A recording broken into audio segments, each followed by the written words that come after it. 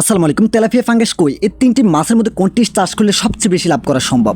তো বন্ধুরা, আমি মাঝে মধ্যে যে প্রজেক্টগুলোর মধ্যে খাবার দিয়ে থাকি ওই প্রজেক্টগুলো হলো তেলাপিয়ার। তো তেলাপিয়ার মধ্যে সর্বোচ্চ লাভ করা সম্ভব, কারণটা হচ্ছে এর সাথে রুই, কাতল, শিং এগুলো চাষ করা যায়। তবে এর মধ্যে সর্বোচ্চ ঝুঁকিও রয়েছে, কারণটা হচ্ছে বর্ষার সময় এমন কোনো বেড়ি বা পুকুর নেই যেগুলোর মধ্যে অক্সিজেন ফল করে না আর মাছগুলো নষ্ট হয় না। তো কিছুদিন আগে একটা বেড়ি দেখিয়েছে যেখানে অক্সিজেনের কারণে প্রায় 40 মন মাছ নষ্ট হয়ে গেছিল। তো যাই হোক, তবে তেলাপিয়ার মধ্যে সর্বোচ্চ লাভ করা সম্ভব যদি মাছগুলো সুস্থ সবল থাকে।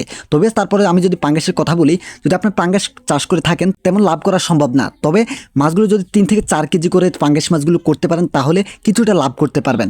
তবে এত বড় করতে গেলে আপনাকে লং টাইম পালন করতে হবে, আবার অনেক জায়গা এবং খাবারের প্রয়োজন হবে। তবে তারপর আমি যদি কই মাছের কথা বলি, যদি আপনার ছোট্ট একটা পুকুর বা বেড়ি থাকে আর আপনার কাছে ভালো একটা ইনভেস্ট থাকে তাহলে আমি বলবো কই চাষ করেন। কারণটা হচ্ছে অল্প জায়গার মধ্যে কিন্তু অধিক পরিমাণে কই মাছ চাষ করা যায়। যে জায়গার মধ্যে আপনি তেলাপিয়া ফাঙ্গাস চাষ করলে হাইস্ট 25 থেকে 30 মন পাবেন, কিন্তু ওই জায়গার মধ্যে আপনি কই মাছ চাষ করলে 3